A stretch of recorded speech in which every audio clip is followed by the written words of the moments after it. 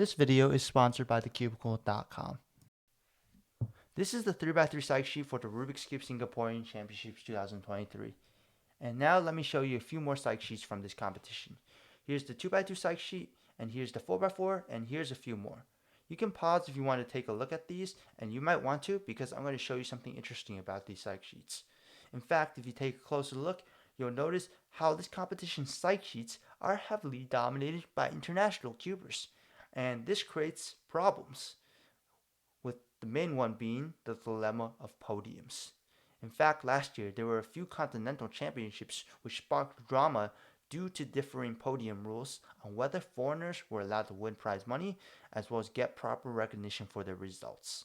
I'll talk more about the details of the situation later, but for now, let's just focus specifically on the Singaporean championships as this situation is worse than ever.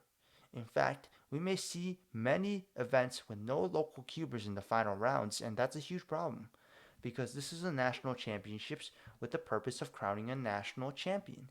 And it's kind of awkward if the national champion that is crowned does not come from the final round, but from the round before. In addition, there's also another problem that has been created, which is the problem of international competitors coming in and taking away opportunities from local competitors to compete in national championships. And this problem is pretty bad already, considering that competitions are filling up relatively quickly. And these local competitors now have to fight with international competitors who like to compete in these championship competitions because they're very lucrative. And the reason for that is because the national and continental championships typically hold every event or almost every event, and oftentimes many rounds, which provide these cubers many opportunities to get good results. And this is a huge problem as it possibly conflicts with the mission statement of the WCA, which states that their mission is to have more competitions in more countries with more people and more fun under fair and equal conditions. But because these international cubers are coming in, they're taking away spots from local cubers to compete. And yeah, I will have to admit for the Singaporean championships here, the problem is a little bit more complex as many of the international competitors are actually from China, and China right now has governmental restrictions which prevent China from hosting competitions. So that's a little different. There's a little bit difference when it comes to talking about morals due to Chinese competitors having to travel outside their country to compete because there are no competitions being hosted in their country right now. But, in general, this is not a good problem to have international competitors come in and, take spots from local competitors. Now, you might be wondering, okay, simple solution is just to increase the competitor limits. Well, here's the thing. Finding a bigger venue would be more expensive, and it's harder to run bigger competitions, requiring more staff, scramblers, resources, and other things like that. And it might be risky. In fact, if you have too big of a competitor limit and not enough people register to cover the cost of a venue, that's going to be a huge problem. But now, let's move back and talk about what happened with the Continental Championships drama. Basically, the drama started when Patrick Ponce got first place at the European Championships, but he wasn't given any prize money because he was a foreigner. This rule was different from the North American Championships, which allowed for foreigners to win prize money. Not only that, during the awards ceremony, they didn't even mention Patrick Ponce, in the ceremony and say that, oh, he's the winner, he's the international winner. And that made people very furious because he didn't really get any credit for winning the competition, not even a single mention. And the reason I wanted to talk about this situation is because this is going to be a repeated problem as we continue to have continental and national championships with international podiums. So how can we solve this problem? Well, first, we need to have an agreement that all championships have to follow. It's not fair that North American Championships allows for international competitors to win prizes and get recognition while European Championships doesn't do that, and vice versa with other, championships. So there have been many proposals on, what to do, but today I'm going to be talking about two main ideas that have been proposed. The first is entirely banning international competitors from local championships.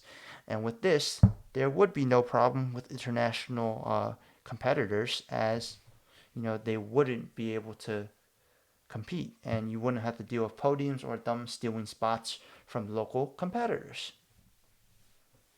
But I mean, that also does somewhat go against the WCA spirit, as is it fair to not let, international competitors go to a competition?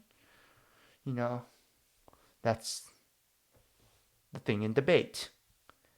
The next idea that I want to talk about is something that has also been really widely popularized, which is the idea of having two big competitions, a national championships and an open. And this would just be like in most sports where there's a national championships, which bans all international competitors and will only allow for a local champion to be crowned. And there will be open competitions where anyone will be able to compete, thus allowing for international competitors to compete. And this would be really, really cool in a way to, solve the problem. You can allow for, local competitors to compete in all events, as well as international competitors to do the same.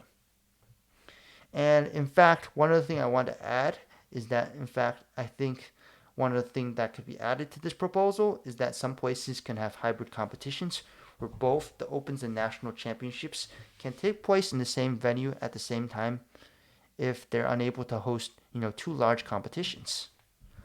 With that, there will be separate, podiums and separate prize money. I mean, this concept has already been used before, just a little different. In 2019 World Championships, which took place in Melbourne, Australia, the competition was also dubbed the Australian Nationals 2019, and there was a separate podium for the competitors. Same thing happened at the World Championships 2013 in the United States. So as you can see, this concept isn't new. I will say, as far as I'm aware, in these competitions, the national champions did not receive prize money, but at least they did get a plaque and, proper recognition. And yeah, this concept proves you can double competition for two purposes. Yes, I know I talked about that. Okay, it's hard to, increase competitor limits. You can't just do that because you would need a bigger venue. It would cost more, there would be more expenses and things like that. But here's what I wanted to say. Well, yes, that is true. But yes, it is possible to, get more money if you can get more sponsors to help fund these competitions to allow for this increased capacity. But I will have to say this, getting new funding may require some changes with the WCA to make it a little more spectator friendly. That way more companies and businesses are willing to be sponsoring WCA competitions and events. And yeah, so if the WCA's mission statement is to truly have more competitions in more countries with more people and more fun under fair and equal conditions, they need to take correct steps to make it a reality. Competition policy should be the same no matter where in the world. One thing I have to mention before I end this video is that the Singapore National Championships has chosen to have two podiums, one for the open category where the top three winners for each event regardless of nationality are qualified to win, and the other one is for only Singaporeans where only the top three Singaporeans can win that. And every award winner will receive a certificate, medal, and prize. Now, a word from the sponsor of this video, thecubicle.com. The Cubicle is a specialized cubing store which sells various different types of Rubik's Cubes, apparel, lubricants, stickers, whatever you name, they got it. So yeah, go check them out. You can use discount code NOOB at checkout for an additional 5% off your order. Thanks to The Cubicle for sponsoring this video.